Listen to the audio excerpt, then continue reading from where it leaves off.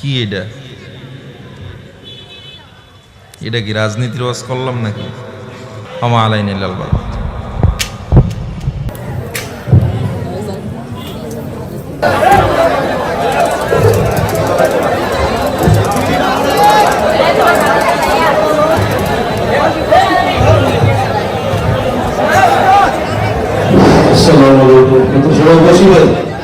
সবাই বসে মাদ্রাসার মাহফিল কোনো বিশৃঙ্খলা করবো না কেউ।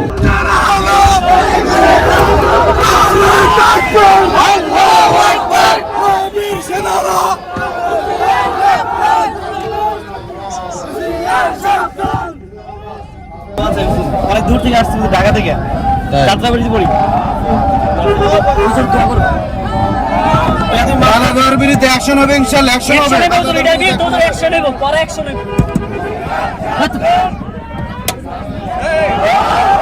ডাইরেক্ট অ্যাকশন হবে, কোনো উত্তর দেওয়া হবে না। ঢাকা থেকে আসছিলাম হুজুর, আপনি বয়ানের লেগে আসছিলাম ঢাকা থেকে, কষ্ট ছিল।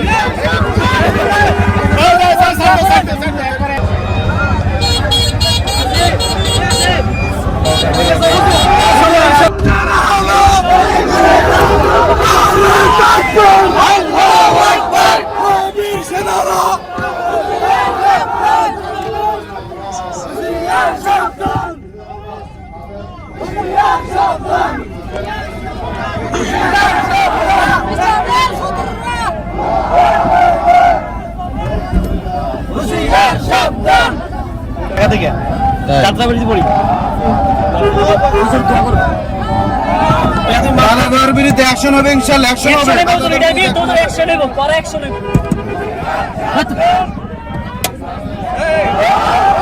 ডাইরেক্ট অ্যাকশন হবে, কোনো উত্তর দেওয়া হবে না। ঢাকা থেকে আসছিলাম হুজুর, আপনি বয়ানের লেগে আসছিলাম ঢাকা থেকে, কষ্ট ছিল। দেশকে সুন্দর করতে হলে সরকার কখনো দেশকে একা সুন্দর করতে পারে না। আমাদের কি এটা? এটা কি রাজনীতির ওয়াজ করলাম নাকি? কি এটা কি রাজনীতির ওয়াজ করছে?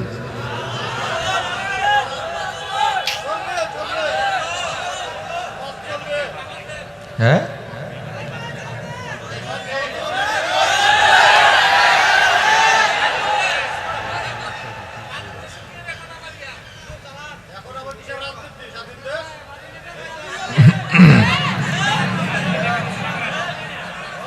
হ্যাঁ,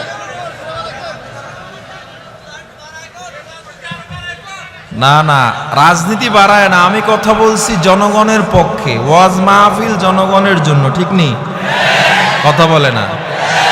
শুরুতে হাদিস দিয়ে কবরে আলোচনা করছি। যদি কবরের আলোচনায় চালাইয়া যাইতাম, দেশ সম্পর্কে কথা না বলতাম, আমার চেয়ে ভালো বক্তা কেউ ছিল না মনে হয়, ঠিক নেই? আমি রাজনীতির ওয়াজ করি না। আমি করছি মানুষের অধিকার নিয়ে কথা বলেছি। মানুষের অধিকার নিয়ে কথা বলাটা যদি রাজনীতির ওয়াজ হয়, এই রাজনীতির ওয়াজ তো আমি বন্ধ করতে পারবো না। বেয়াদবি ক্ষমা করবেন, আমি এটা পারবো না। আর বাংলাদেশের মানুষ স্বাধীন মানুষ, এখনো এই সমস্ত স্লিপ আসবে, এটা আমার কাছে, এটা একটা মাদ্রাসার মাহফিল, আমার কাছে জিনিসটা একদমই ভালো লাগে নাই। মাদ্রাসা স্বাধীন থাকবে। মাদ্রাসা তো কোনো নেতা খাতার কথায় মাদ্রাসা চলে না, চলে নাকি? হ্যাঁ, রাজনীতির ওয়াজ। আমি কথা বলবো, আমাদের উপদেষ্টা দেখেন, রাষ্ট্রীয় পর্যায়ে ইসলাম দরকার আছে না নাই? নবীজি সাল্লাল্লাহু আলাইহি সাল্লাম শুধুমাত্র দ্বীনের দাওয়াত দিয়েছে, রাষ্ট্রীয় পর্যায়ে ইসলাম কায়েম করেন নাই। জিহাদের ব্যাপারে কোরআনে আয়াত নাই। আপনি জিহাদ নিয়ে, রাষ্ট্র নিয়ে কথা বললে এটাই তো রাজনীতির ওয়াজ হয়ে যাবে। কথা বলেন। আপনি ইসলামী খেলাফাকে মাইনাস করে ইসলামকে রাখতে পারবেন? খেলাফাকে মাইনাস করা যাবে? আর ইসলামী খেলাফা বললেই তো এদেশের মানুষ মনে করে এটা রাজনীতি। আল্লাহ সবাইকে সহি বুঝ দান করেন। কি বলতেছিলাম মনে আছে? আমার দেশ আমরাই সুন্দর করব, আমাদের দায়িত্ব। দেশকে সুন্দর করা আমাদের দায়িত্ব।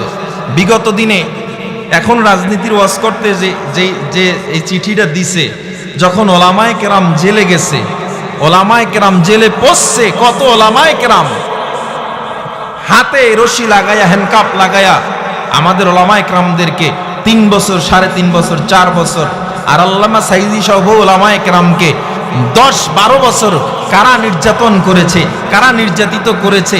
আমরা এদের বিরুদ্ধে কথা বললে যদি রাজনীতির ওয়াজ হয়, এই রাজনীতির ওয়াজ বন্ধ করা যাবে না। দেশের প্রত্যেকটা মানুষ অন্তর অতিষ্ঠ হয়ে গেছে। আমাদের ওলামায়ে কেরামরা জেলে ছিল না? তো এদের নিয়ে কথা বললে রাজনীতির ওয়াজ হয়ে যাবে। আল্লাহ হেফাজত করুক। এর পরের যে বক্তা তাকে আনেন। আল্লাহ তাআলা আমাকে যতটুকু কথা বলছি, আল্লাহ তাআলা আমাকে সহ আপনাদের সবাইকে আমল করার তৌফিক দান করুন। আমরা নিরীহ জনগণ, আমগো অপরাধ নাই, ভোট দিয়ে তুমি হওয়াইছো। 16 বছরের পিষ্টা খায় আর পরও ঠিক হয় নাই। 50 বছর ধরে বাংলার মানুষ স্বাধীনতা পায় নাই।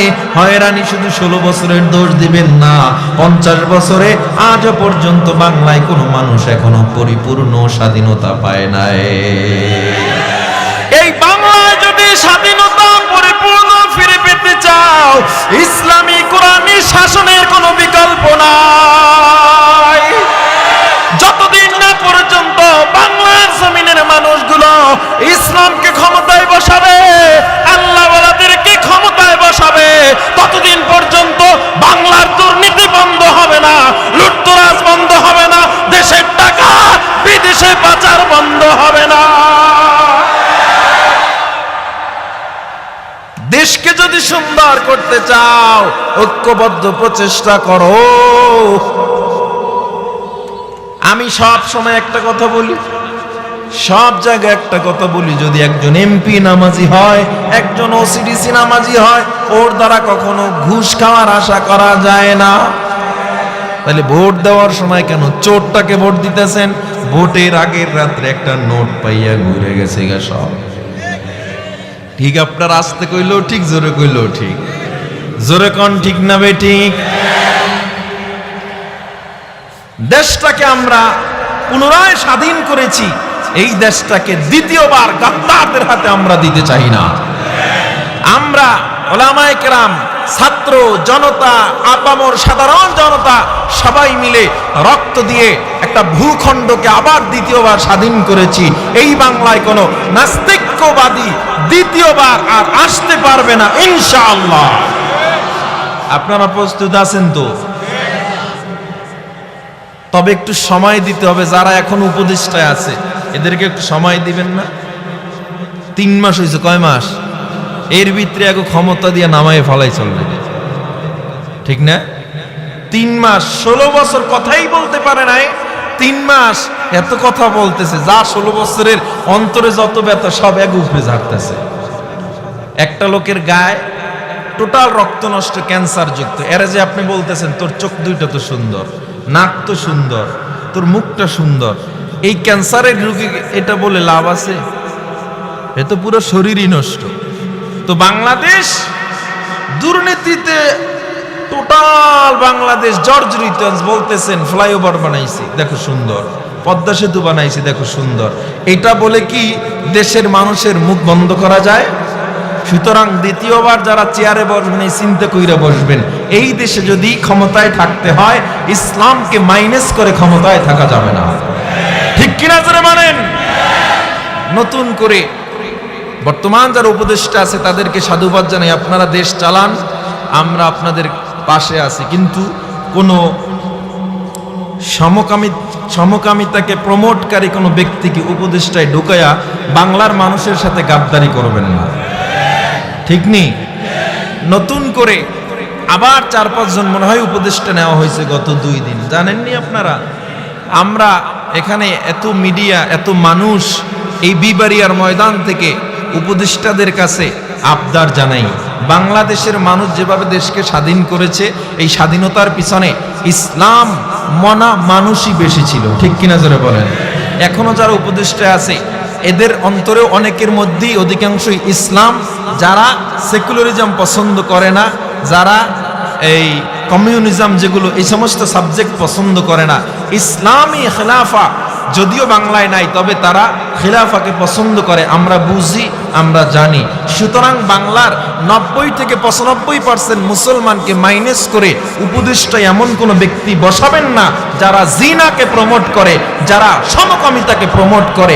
এভাবে যদি কিছু হয়েই থাকে, আমরা আবার কিন্তু প্রতিবাদের জন্য রাস্তায় নামতে প্রস্তুত আছি।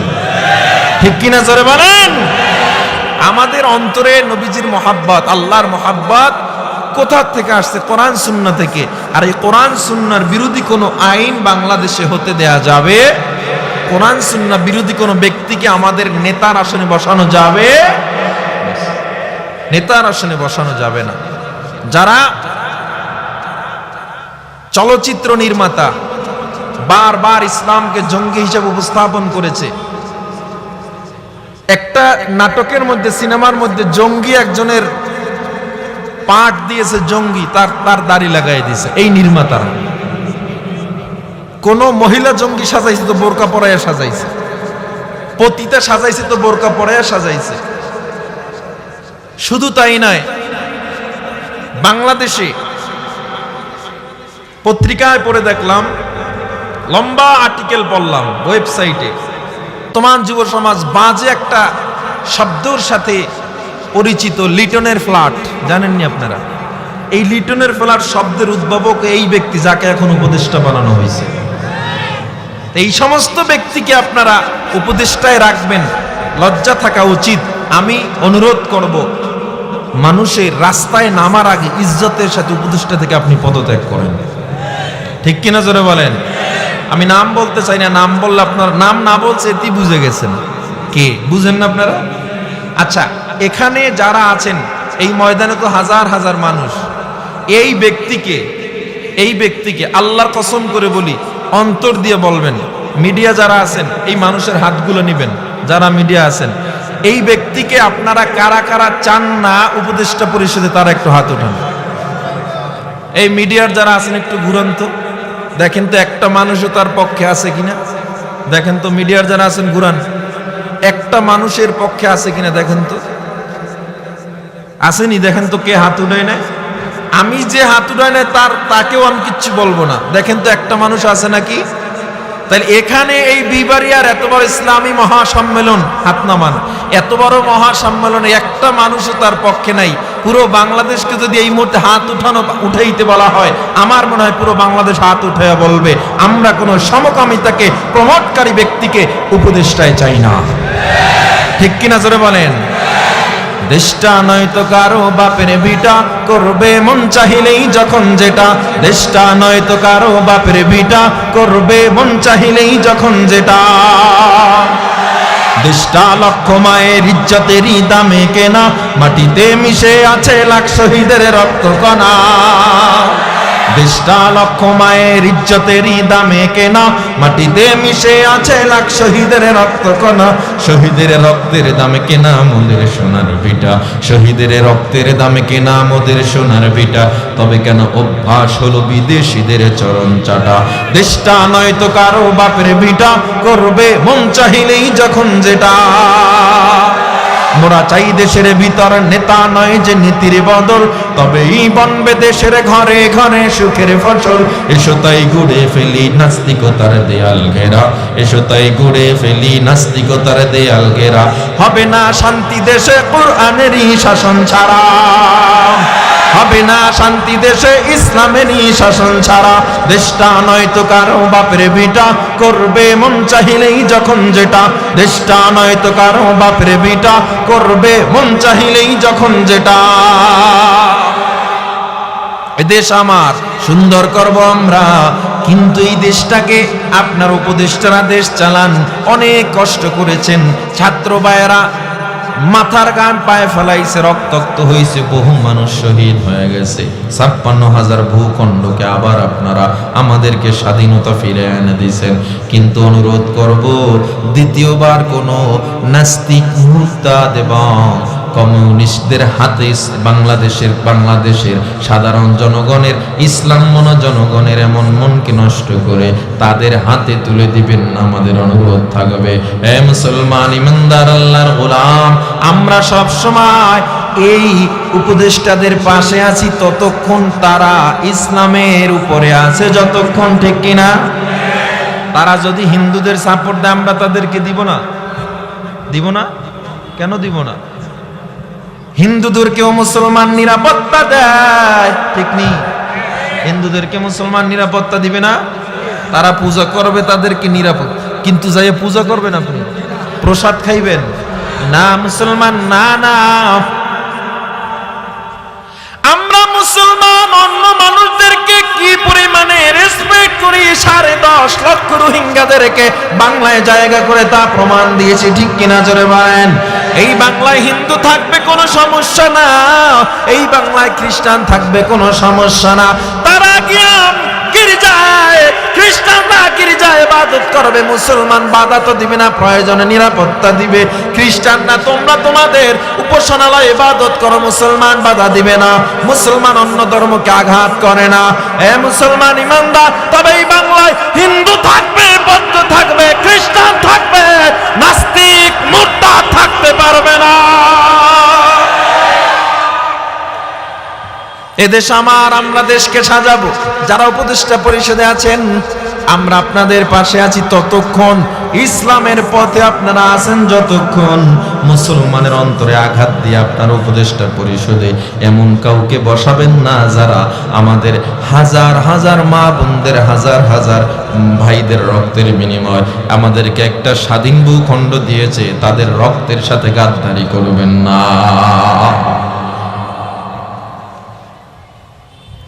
দেশকে সুন্দর করতে হলে সরকার কখনো দেশকে একা সুন্দর করতে পারে না। আমাদের কি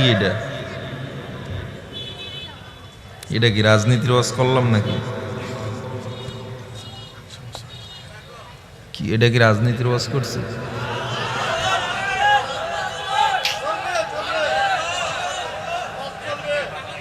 হ্যাঁ,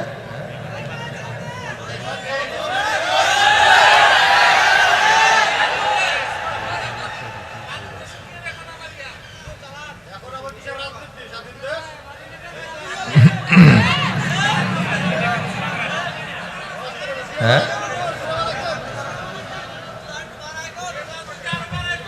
না না, রাজনীতি বাড়ায় না। আমি কথা বলছি জনগণের পক্ষে, ওয়াজ মাহফিল জনগণের জন্য, ঠিক নেই? কথা বলে না। শুরুতে হাদিস দিয়ে কবরে আলোচনা করছি, যদি কবরের আলোচনায় চালাইয়া যাইতাম, দেশ সম্পর্কে কথা না বলতাম, আমার চেয়ে ভালো বক্তা কেউ ছিল না মনে হয়, ঠিক নেই? আমি রাজনীতির ওয়াজ করি না, আমি করছি মানুষের অধিকার নিয়ে কথা বলেছি। মানুষের অধিকার নিয়ে কথা বলাটা যদি রাজনীতির ওয়াজ হয়, এই রাজনীতির ওয়াজ তো আমি বন্ধ করতে পারবো না। বেয়াদবি ক্ষমা করবেন, আমি এটা পারবো না। আর বাংলাদেশের মানুষ স্বাধীন মানুষ, এখনো এই সমস্ত স্লিপ আসবে, এটা আমার কাছে, এটা একটা মাদ্রাসার মাহফিল, আমার কাছে জিনিসটা একদমই ভালো লাগে নাই। মাদ্রাসা স্বাধীন থাকবে, মাদ্রাসা তো কোনো নেতা খাতার কথায় মাদ্রাসা চলে না, চলে নাকি? হ্যাঁ, রাজনীতির ওয়াজ। আমি কথা বলবো আমাদের উপদেষ্টা, দেখেন রাষ্ট্রীয় পর্যায়ে ইসলাম দরকার আছে না নাই? নবীজি সাল্লাল্লাহু আলাইহি সাল্লাম শুধুমাত্র দ্বীনের দাওয়াত দিস, রাষ্ট্রীয় পর্যায়ে ইসলাম কায়েম করেন নাই। জিহাদের ব্যাপারে কোরআনে আয়াত নাই। আপনি জিহাদ নিয়ে, রাষ্ট্র নিয়ে কথা বললে এটাই তো রাজনীতির ওয়াজ হয়ে যাবে। কথা বলেন, আপনি ইসলামী খেলাফাকে মাইনাস করে ইসলামকে রাখতে পারবেন? খেলাফাকে মাইনাস করা যাবে? আর ইসলামী খেলাফা বললেই তো এদেশের মানুষ মনে করে এটা রাজনীতি। আল্লাহ সবাইকে সহিহ বুঝ দান করেন। কি বলতেছিলাম মনে আছে? আমার দেশ আমরাই সুন্দর করব, আমাদের দায়িত্ব। দেশকে সুন্দর করা আমাদের দায়িত্ব।